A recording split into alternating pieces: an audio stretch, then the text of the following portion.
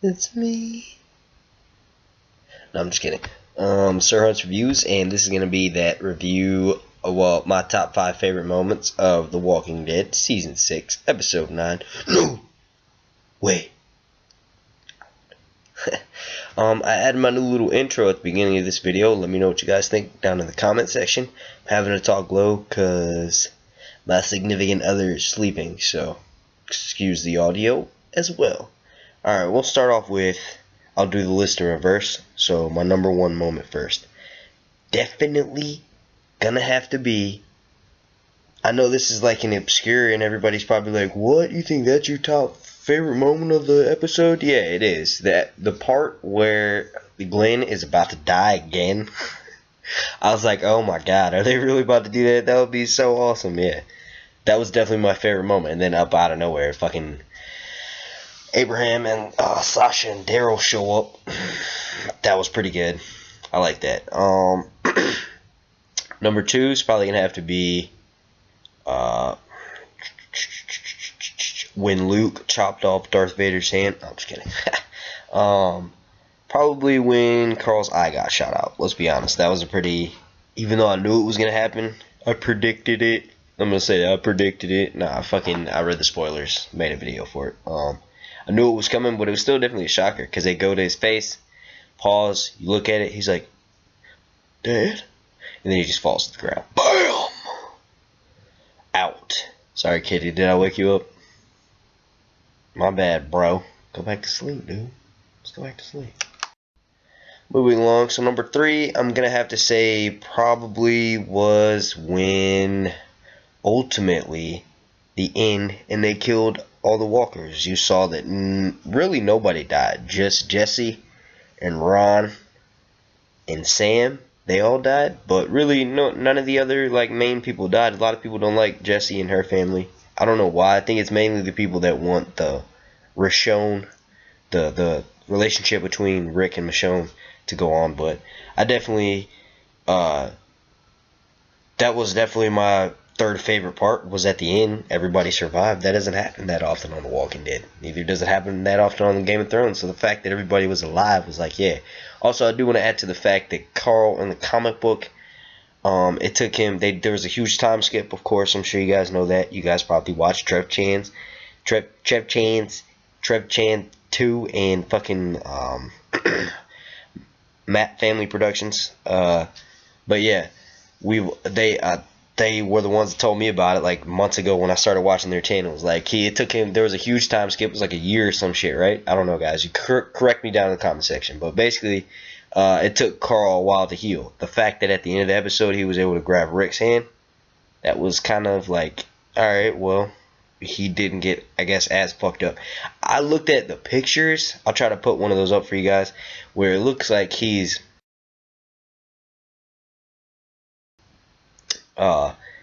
it looks like the wound, they try to make it go as far down as possible. Basically, like the bullet, when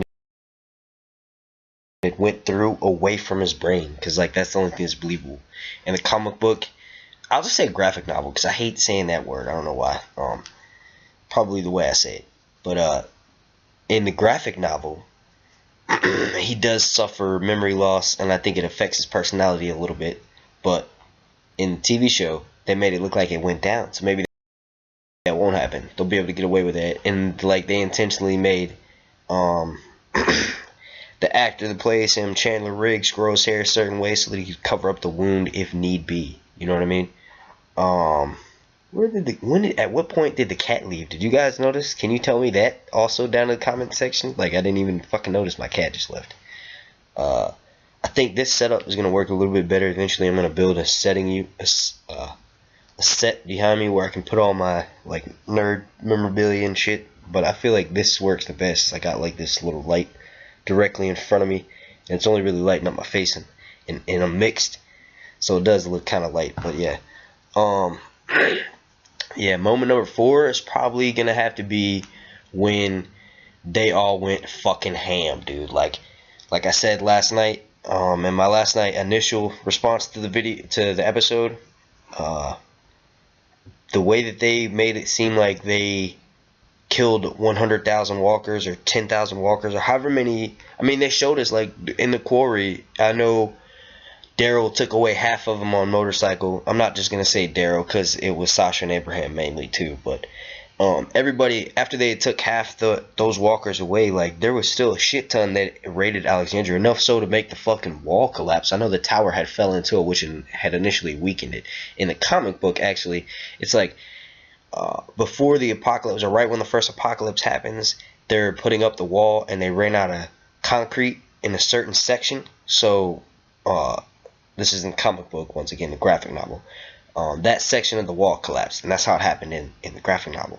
In the show, obviously a little bit different. The walkers fucking overwhelmed and fell down. So that's letting me know that's like 10,000 walkers, man. That's a lot. You know what I'm saying? I know it was already wasn't structurally sound, but if y'all can just take down the fucking wall like that, like there's a lot of walkers. So I do, getting back on track here, moment number 4, I do like how they made it go over and over with showing each person at least stabbing something like 100 times, and they did it quick. You know what I mean? A little bit unbelievable, but it's TV show. Like, come on, there's no way that anybody would still be alive if the zombie apocalypse happens, especially none of them. Let's be real. I'm gonna critique the show real quick. The only people that would probably be alive, if you go all the way back to the beginning of the show, would be Shane. Shane would still be alive. Lori would probably still be alive because, you know, Shane was in love with Lori, so he'd do anything to protect her. You know what I'm saying?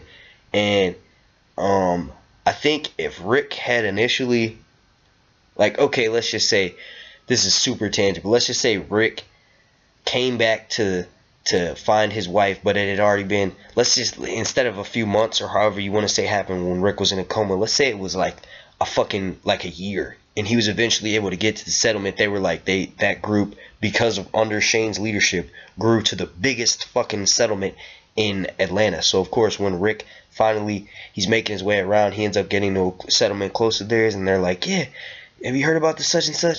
There's this kid, he always wears this sheriff hat. Super hypothetical. He makes his way there, he finds Lori and fucking Coral and fucking Shane, and he's like, they're like, oh my god, and Shane and Lori's like, you told me my husband was dead, and she's like, blah blah blah. That would be the only way that I think Rick would still be alive in that scenario. If I got super sidetracked, man, I need to quit engaging in the short terms memory loss. I decided I would save that topic for another video, so I cut my slow short. But yeah, number 4 is definitely how they did a realistic way of showing 15-20 people kill 10,000 zombies. It's TV. Like, come on, TV. I will say that before I get to my number 5, as soon as I posted that video earlier with 100 subs, I ended up getting like 13 more immediately. So I just want to thank you guys one more time without like overdoing it, because I know it gets to a point where like, oh, you're saying thank you, you just want more and more subs. Not like, I mean, obviously there's like 1,000 YouTube channels. The fact that I was able to get the amount of subscribers, not just subscribers, but the amount of watch time, like, I feel like that should be the bigger deal with YouTube, is like, instead of trying to get subs, which that's what you want, because you want your channel to grow ultimately, but what if they went by watch times? Because if they went by watch times, like, I look at it like this, there's like less than 1,000 minutes in a day. People have watched me, this dude right here, corny goofball motherfucker, for almost like 3 weeks, because it's 3 weeks like straight of me playing on their TV, cell phone, fucking Google Glass, whatever you got, for 3 weeks straight, nonstop. People that I live with for like a few, that I'm engaging with for a few hours in real life, kind of get annoyed with me. So the fact that you guys were able to sit through this and, like, you know, that's awesome. So I'm gonna keep putting out these videos. But yeah, wrapping that up, number 5 is definitely gonna have to be Jesse's family getting killed. Like, I made a mistake yesterday's video. I said that it didn't happen the way it did in the comic book. No, it pretty much did. Like, she dies in the comic book with a whole bunch of walkers on her, and I guess her dead arm went dead on Carl. So of course Rick has no choice but to chop it off. I do want to say, touching on what I was talking about, people who stepped it up. When I say Rick stepped it up, Rick has never really been stepped down. So he's always, constantly stepping it up, changing it, moving it along, being Rick. You know what I mean? But yeah, that's it. I'm gonna try to make my Walking Dead videos short because there's a lot of people that review Walking Dead, and I know that, to be honest, if I had to choose which show I could live without, I would probably choose. I'm not gonna say that because I like both shows. So yeah, but yeah, make sure you guys click like, subscribe. I want to thank you for watching. Let me know what you think down in the comment section. Answer this funny ass question up here. I'm trying to get these poll actions going. This has been Sir Hunt's Reviews. Peace.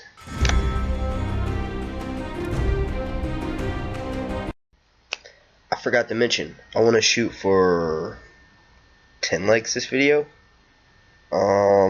Thanks again. Sir Hunt's Reviews. That wasn't a gang sign.